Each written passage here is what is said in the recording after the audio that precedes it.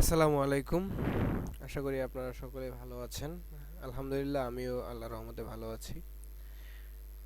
আজকে আপনাদের সামনে যে বিষয়টি নিয়ে শেয়ার করছি সেটি হচ্ছে বাংলাদেশ নৌবাহিনীর নাবিক ও এমওডিসি ভর্তি বিজ্ঞপ্তি 2021 ব্যাচ। সরি তরুণদের জীবন গঠনের এবং দেশ সেবার সুবর্ণ সুযোগ। আপনি এই সুযোগ গ্রহণ করুন। শুধুমাত্র অনলাইনে আবেদন প্রযোজ্য। অর্থাৎ আজকের এই ভিডিওটাতে যেটা থাকছে আপনাদের জন্য সেটি হচ্ছে যে আপনারা কিভাবে কত বয়সে আবেদনটা করতে পারবেন, কত বছর থেকে কত বছর আবেদনের শুরুর তারিখ এবং শেষ তারিখ, এবং আবেদনে আপনার কত টাকা খরচ হবে, কিসের মাধ্যমে আপনি টাকা পেমেন্ট করবেন, এবং উচ্চতা সহ যোগ্যতা, অর্থাৎ এক কথায় যাবতীয় ডিটেলস এই ভিডিওতে আপনারা পাবেন। তো প্রথমেই আবেদনটা আপনারা কিভাবে করবেন, এখানে দেখেন নোটিশ দিয়ে দিছে তারা শুধুমাত্র অনলাইনে আবেদন প্রযোজ্য। অর্থাৎ এই আবেদনটি আপনারা শুধুমাত্র অনলাইনের মাধ্যমেই করতে পারবেন, তাছাড়া অন্য কোনোভাবে আবেদন গ্রহণযোগ্য হবে না। তো প্রথমেই শুধুমাত্র অনলাইনে আপনারা আবেদনটা করতে পারবেন। তো আমি আস্তে আস্তে একদিক থেকে শুরু করতেছি ভিডিওটা, একটু জুম করে নিলাম। আপনারা এখানে দেখতে পাচ্ছেন উপযুক্ততা, অর্থাৎ আপনি যে আবেদনটা করবেন আপনার যে যোগ্যতা, কি কি যোগ্যতা থাকতে হবে। উপযুক্ততা, আপনি কোনটার জন্য কোন যোগ্যতা সেটা এখানে বলছে। এখানে দেওয়া আছে শাখার নাম, এদিকে দেওয়া আছে শিক্ষাগত যোগ্যতা, অর্থাৎ কোন পদের জন্য কতটুকু শিক্ষাগত যোগ্যতা লাগবে সেটা এখানে বলা হয়েছে। তো প্রথমে আমরা দেখতে পাচ্ছি প্রথম ছকে রয়েছে D D oblique U C, ব্র্যাকেটে রয়েছে সিমেন, কমিউনিকেশন ও টেকনিক্যাল। এগুলো হচ্ছে ট্রেড আর কি। এটা হচ্ছে কিন্তু পদের নাম ডি এবং ইউসি। তো সিমেন্ট, কমিউনিকেশন ও টেকনিক্যাল, এগুলো হচ্ছে ট্রেড। তো এটার জন্য কি যোগ্যতা লাগবে? এসএসসি অবলিক সমমান, অর্থাৎ এসএসসি যে সমমান রয়েছে দাখিল অথবা আরও যে সমমানগুলো রয়েছে সেগুলা, এবং বিজ্ঞান বিভাগে জিপিএ ন্যূনতম 3.50, অর্থাৎ বিজ্ঞান বিভাগ থেকে অবশ্যই তাকে এসএসসি দাখিল বা যেটাই হোক সমমান পরীক্ষায় তাকে 3.5 পয়েন্ট থাকতে হবে, অর্থাৎ 3.50 থাকতে হবে। এখানে আরেকটু বলছে তারা যে এসএসসি পরীক্ষায় উচ্চতর গণিতধারী প্রার্থী এবং BN dockyard cooperative society technical institute হতে ন্যূনতম এ গ্রেড প্রাপ্ত প্রার্থীদের অগ্রাধিকার প্রদান করা হবে। অর্থাৎ এখান থেকে এই পর্যন্ত এটা হচ্ছে অতিরিক্ত যোগ্যতা, এটা যাদের থাকবে তাদেরকে তারা কি দিবে? অগ্রাধিকার দিবে।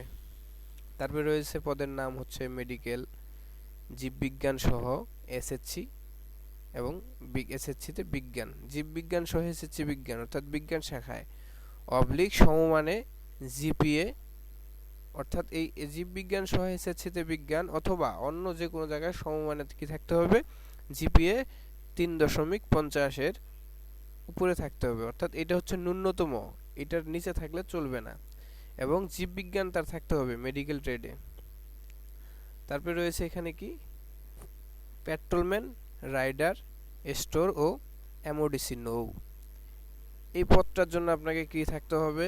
এটার জন্য থাকতে হবে এসএসসি অবলিক সমমান, অর্থাৎ এসএসসি সমমান যেটা, সকল বিভাগে জিপিএ 3, সকল বিভাগে জিপিএ 3, অর্থাৎ এগুলো যে পেট্রোলম্যান, রাইডার এবং স্টোর ও এমওডিসি, এগুলো প্রত্যেকটার জন্য সর্বনিম্ন 3 থাকতে হবে পয়েন্ট জিপিএ এসএসসি পরীক্ষায়।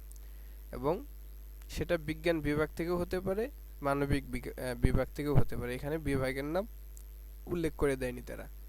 তারপরে রয়েছে কুক ও স্টুয়ার্ড, এটা হচ্ছে শাখার নাম।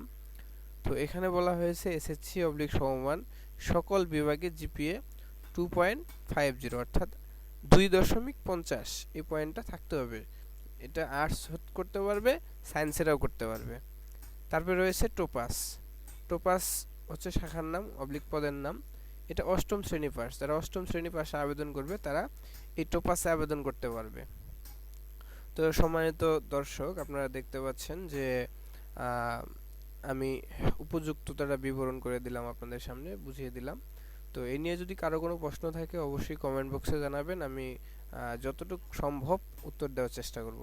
তারপরে আপনারা দেখতে পাচ্ছেন 2 নাম্বার, শারীরিক যোগ্যতা ন্যূনতম, মানে যেটা একদম থাকতেই হবে, এর নিচে হলে হবে না। শারীরিক যোগ্যতা, শাখার নাম সিমেন, 167.50 সেন্টিমিটার, অর্থাৎ আমরা সাধারণভাবে বলতে পারি 5 ফিট 6 ইঞ্চি। আর পেট্রোলম্যানের জন্য হচ্ছে 5 ফিট 8 ইঞ্চি। অন্য অন্য শাখা যেমন communication, technical, medical, rider, store, cook, steward ও টোপাস, এগুলো প্রত্যেকটার জন্য 5 ফিট 4 ইঞ্চি হলেও চলবে। এবং এমওডিসি নৌ, এর জন্য অবশ্যই 5 ফিট 6 ইঞ্চি থাকতে হবে। এবং এখানে বুকের মাপ কত হচ্ছে 30 ইঞ্চি এবং 32 ইঞ্চি। আর এখানে লিখেছে সম্প্রসারণ 5 ইঞ্চি 5 সেন্টিমিটার, অর্থাৎ 2 সেন্টিমিটার।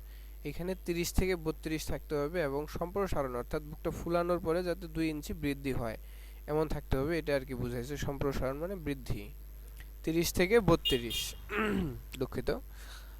তারপর হচ্ছে ওজন, বয়স ও উচ্চতা অনুযায়ী ছেলে আবেদনকারীর বয়স যত হবে এবং উচ্চতা যত হবে তার অনুযায়ী ওজনটা থাকতে হবে, সেটা এখানে ওজনে কোনো ইন্ডিকেট দেয়নি। চোখের মাপ 6/6, অর্থাৎ 2 চোখেই দৃষ্টি শক্তি 6 থাকতে হবে। 3 নাম্বার, এখানে লেখা রয়েছে অন্যান্য শর্তাবলী সকল পদবীর জন্য, অর্থাৎ যে পদগুলো এখানে লেখা আছে সবগুলোর জন্য অন্যান্য শর্তাবলী রয়েছে।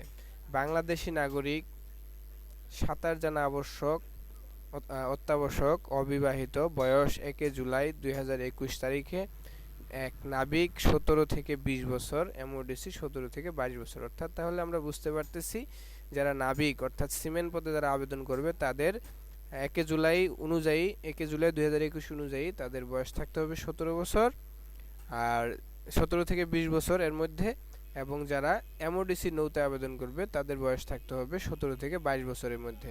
এখানে বলে দিয়েছে এফিডেভিট গ্রহণযোগ্য নয়, অর্থাৎ কোনো এফিডেভিট এই ক্ষেত্রে গ্রহণযোগ্য হবে না। তার সার্টিফিকেট, জন্ম নিবন্ধন, আইডি কার্ড, যে বয়স থাকবে সেই বয়স অনুযায়ী সেটা গণ্য হবে।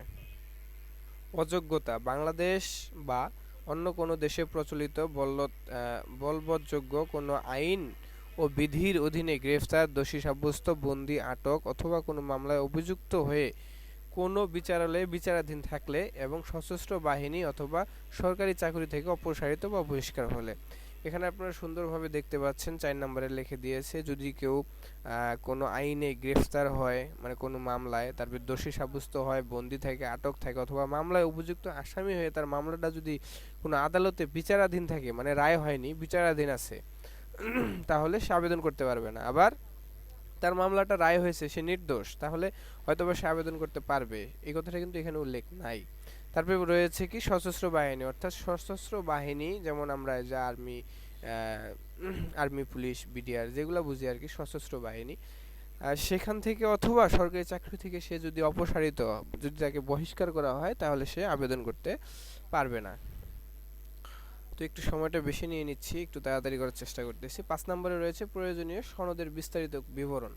শিক্ষাগত যোগ্যতা, এসএসসি পাস শিক্ষার্থীদের মূল অথবা শিক্ষা বোর্ড কর্তৃক ইস্যুকৃত সাময়িক সনদপত্র, প্রথম শ্রেণীর গেজেটেড অফিসার কর্তৃক মূল অথবা সাময়িক সনদপত্রের সত্যায়িত ফটোকপি, অর্থাৎ সার্টিফিকেটের সত্যায়িত ফটোকপি নিতে হবে।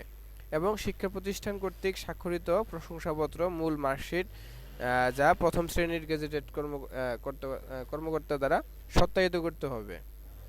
এবং মূল রেজিস্ট্রেশন কার্ড এবং এডমিট কার্ড নিতে হবে। কোনো কারণে যারা সাময়িক সনদপত্র দিতে অপারগ হবে তারা ভর্তি হওয়ার সময় সত্যায়িত কপি জমা দিলে চলবে। এখানে একটা সুযোগ দিয়েছে, যারা ভর্তির সময় মূল সনদপত্র এবং সাময়িক সনদপত্র দিতে পারবে না, হয়তো বা কোনো জায়গায় জমা আছে বা কোনো জায়গা থেকে নাই, তারা কি করতে পারে, তাদেরকে সত্যায়িত কপি অবশ্যই জমা দিতে হবে ভর্তির সময়।